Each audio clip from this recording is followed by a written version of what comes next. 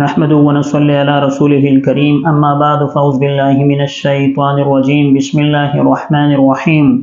وعن ابن عباس رضي الله تعالى عنه قال جاء رجل إلى النبي صلى الله عليه وسلم فقال إن لي امرأة لا ترد يدا لامس فقال النبي صلى الله عليه وسلم طلقها قال إني أحبها قال أمسكها إذن صدق الله العلی العظیم۔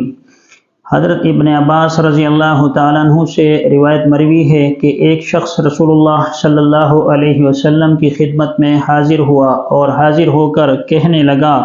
یا رسول اللہ صلی اللہ علیہ وسلم، میری بیوی کسی چھونے والے ہاتھ کو جھٹکتی نہیں۔ آپ صلی اللہ علیہ وسلم نے فرمایا اسے طلاق دے دو۔ اس نے عرض کیا میں اس سے بہت زیادہ محبت کرتا ہوں۔ آپ صلی اللہ علیہ وسلم نے فرمایا تو پھر اس کی نگہبانی کرو۔ اس حدیث میں رسول اللہ صلی اللہ علیہ وسلم نے ایک شخص سے جو رسول اللہ صلی اللہ علیہ وسلم کی خدمت میں حاضر ہوا، رسول اللہ صلی اللہ علیہ وسلم سے کہنے لگا، اے اللہ کے رسول، میری بیوی ایسی ہے جو کوئی بھی اس کے قریب آتا ہے اور اس کے ساتھ صحبت کرنے کا ارادہ اور خواہش مند ہوتا ہے تو میری بیوی اس کو جھڑکتی نہیں ہے، یعنی میری بیوی اس کو انکار نہیں کرتی اور اس کے ساتھ وہ بدکاری کرنے پر آمادہ ہو جاتی ہے۔ رسول اللہ صلی اللہ علیہ وسلم نے جب اس شخص کی اس بات کو سنا تو آپ صلی اللہ علیہ وسلم نے فرمایا کہ اس کو طلاق دے دو، یعنی اسے آزاد کر دو۔ اس شخص نے کہا، یا رسول اللہ علیہ وسلم، میں اس سے بہت زیادہ محبت کرتا ہوں۔ آپ صلی اللہ علیہ وسلم نے اس کے جواب میں فرمایا کہ پھر اس کی حفاظت کرو، اس کی چوکیداری کرو۔ تو اگر کوئی شخص ایسا ہے کہ خدا نخواستہ اس کی بیوی کسی فحاشی کے اندر مبتلا ہو گئی ہے اور بار بار سمجھانے پر بھی اگر وہ نہیں مانتی تو اس کو طلاق دینا ہی بہتر اور افضل ہے، کیونکہ اس سے فحاشی بڑھے گی، عریانی بڑھے گی اور اللہ تبارک و تعالیٰ کا عذاب اس گھر کی طرف امنڈ آئے گا۔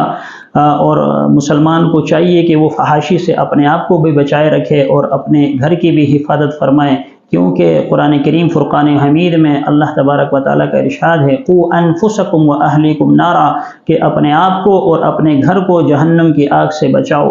تو اپنے آپ کی اپنی بھی حفاظت کرنی ہے اور اپنے گھر والوں کی بھی حفاظت کرنی ہے کہ خود بھی فحاشی کے اندر اور یعنی میں کہیں مبتلا نہ ہو جائے، اسی طرح گھر والی کی بھی حفاظت کرنی ہے۔ لیکن علماء نے لکھا ہے کہ اگر کوئی شخص ایسا ہے کہ اس کی بیوی سے بہت زیادہ محبت ہے، یا دوسری صورت میں اس کا کوئی چھوٹا بچہ ہے جس کی وجہ سے وہ بچہ اگر اس کی ماں کو طلاق دے دی جائے تو وہ بچہ جو ہے وہ پریشان ہوتا ہے اور بچے کا اکیلا اور تنہا رہنا مشکل ہو جاتا ہے، یا تیسری صورت یہ لکھی ہے کہ اگر کوئی شخص ایسا ہے جس کے اوپر مہر جو ہے، حق مہر جو ہے وہ بہت زیادہ لکھوایا گیا ہے اور اس کی وجہ سے وہ پریشان ہے اور بیوی کو طلاق نہیں دے سکتا،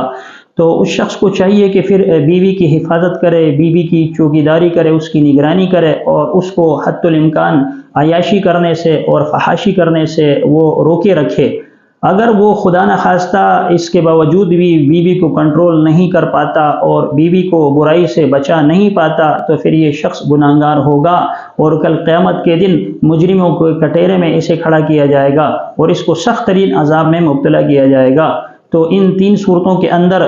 اس چیز کی اجازت دی گئی ہے کہ وہ شخص اگر اس کی نگرانی کر سکتا ہے اور اس کی حفاظت کر سکتا ہے تو بہتر ہے، ورنہ یہ شخص بھی گناہگار ہوگا جس طرح وہ فاحشہ عورت یا وہ بدکار عورت گناہگار ہوگی، اسی طرح اس کا گناہ اس شخص کے کھاتے میں بھی لکھا جائے گا جس کے نکاح میں یہ عورت ہے۔ تو ایسی عورت کو طلاق دینا ہی بہتر اور افضل ہے، کیونکہ آخرت کے عذاب سے بچنے کا یہ ایک ہی ذریعہ ہے۔ اللہ تبارک و تعالی ہمیں رسول اللہ صلی اللہ علیہ وسلم کی سنتوں پر زندگی گزارنے کی توفیق عطا فرمائے۔ آمین۔ وآخر دعوانا ان الحمد للہ رب العالمین۔